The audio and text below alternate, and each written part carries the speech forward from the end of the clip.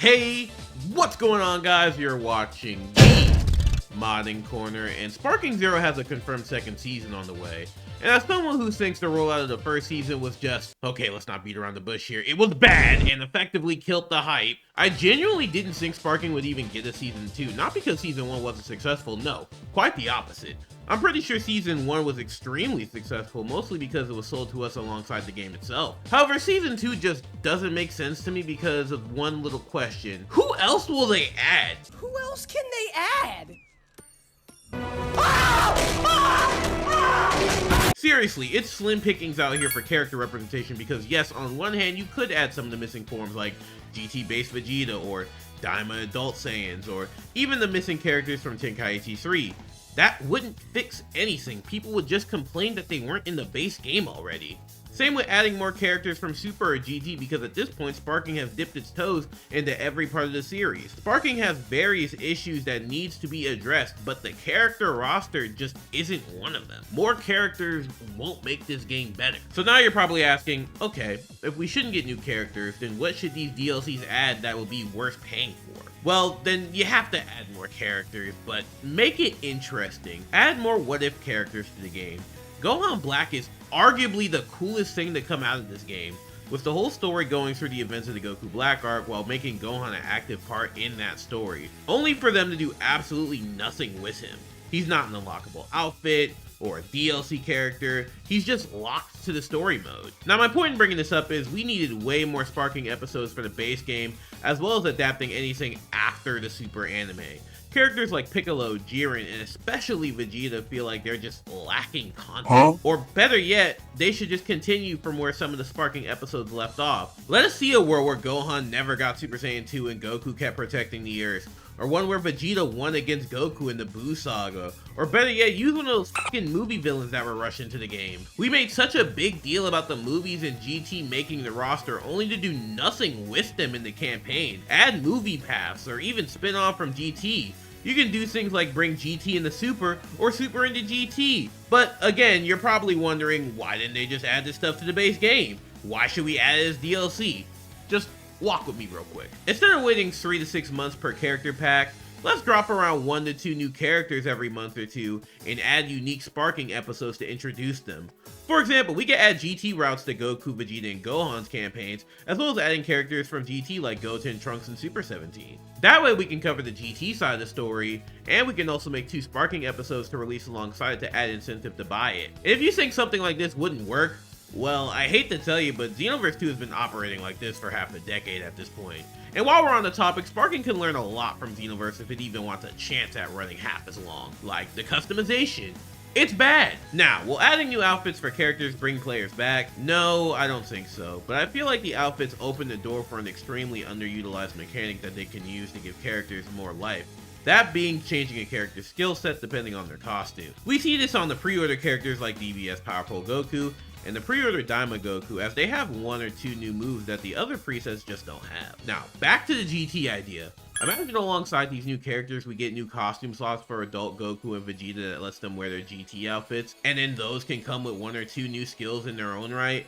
That way you can get new things for old characters. Or better yet, evolve the customization to work like the custom mentors in Xenoverse. That will not only give people the incentive to buy new DLCs, but also they get to customize their own characters, giving online way more depth. Like, I could hop online and fight any old Super Saiyan 4 Goku, and I'll know what skills and moves that they have access to because I played the game. But with a custom, every match means you'll never know what you're gonna get. You can even take some of the more generic looking supers and ults and add them to the custom list.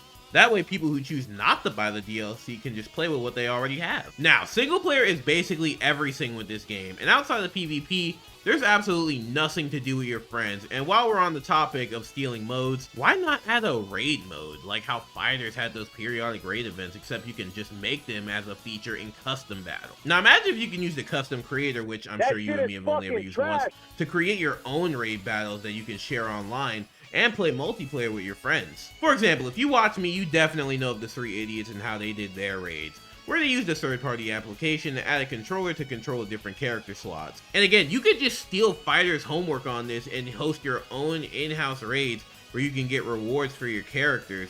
And I'm not talking about useless stuff like Zenny and items, but cosmetics like titles, skills, and outfits to display. I feel like this will add a ton of depth to the game, and give you a reason for you and your friend groups to come back to the game. Lastly is an issue that everybody has, and that's the stage selection. Now, the stages in Sparking are pretty complex, but there's just not enough of them, especially if you want to adapt the movies in GT. So here's a quick list of stages that we need. Sky and Space. These go kind of hand in hand, but we kind of need a pure air map, and there's plenty of fights that are just either in the sky or in space. Planet Tuffle. We need this map to cover GT stuff. Also, it would be fun to destroy the cities with the Great Apes. Kami's Lookout. This stage is so popular, it has its own Dokkan category, enough said. Hell from Fusion Reborn. We need it because it looks fucking cool. Glacier. It is so messed up that this isn't even in the base game, kind of like a lot of other things from Dragon Ball Super Broly. Red Ribbon Army Base. We need this for superhero rep, and again, super destructible environment for Orange Piccolo and Cell Max. And for the record, all stages should be free regardless of the DLC you own, because we needed these in the base game anyway, and it would be a good way to add more free content to the game. So, in total, I have new Sparking episodes, which could lead to new characters or unique spins on old ones, more outfits and better customization, that way we can get way more out of the combat and cosmetic system, raid missions and raid customs, so you can play alongside your friends and unlock rewards together, stages, we just need more stages, and wait, why do I feel like I'm missing something major? Right, Survivor mode! Okay, so if they added a Survivor mode, there could be plenty of ways you can go about it, like adding a 100v1, or you could do like an all-star battle mode where you have to fight every character of a certain arc, or even stuff like Goku's family and Vegeta's family where you can unlock cool rewards and outfits and titles. They can even have stuff like side unlockables like Smash Bros where you can showcase unique dev stuff like HD renders, trailers, exclusive dev interviews. Hell, steal more from Xenoverse, add photo mode, artwork, steal from fighters, add dramatic finishes in the clear art direction. Hell, steal more from Tenkaichi 3 since you love it so damn much and actually give us some damn content that'll last longer than 3 days of hype. Truth is, I'm worried about this game. Now, I do love Sparking Zero for what it is.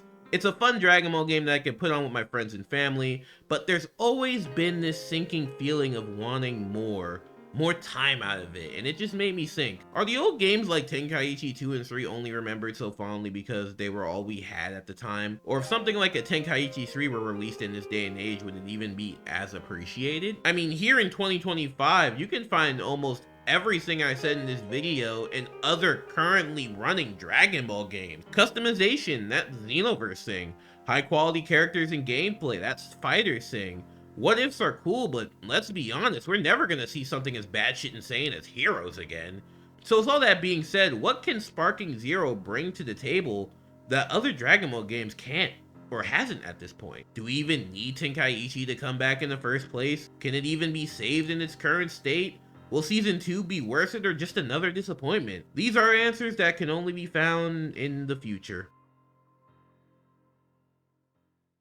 Hey guys, I hope you all enjoyed today's video. Sorry for the abrupt ending, but my feelings on this game are completely split right now. But what do you guys think? Let me know in the comments.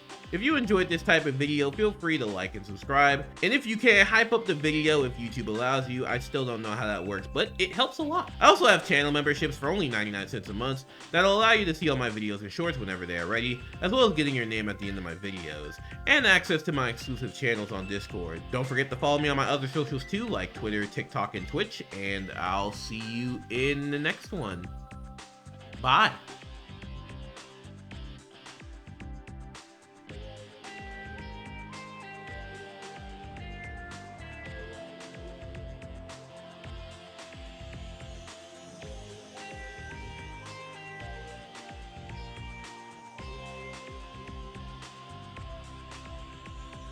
Guys, I know how to save Sparking Zero. Gotcha mechanics. Add gotcha mechanics. Fuck it. Add support from Legends. Who cares anymore?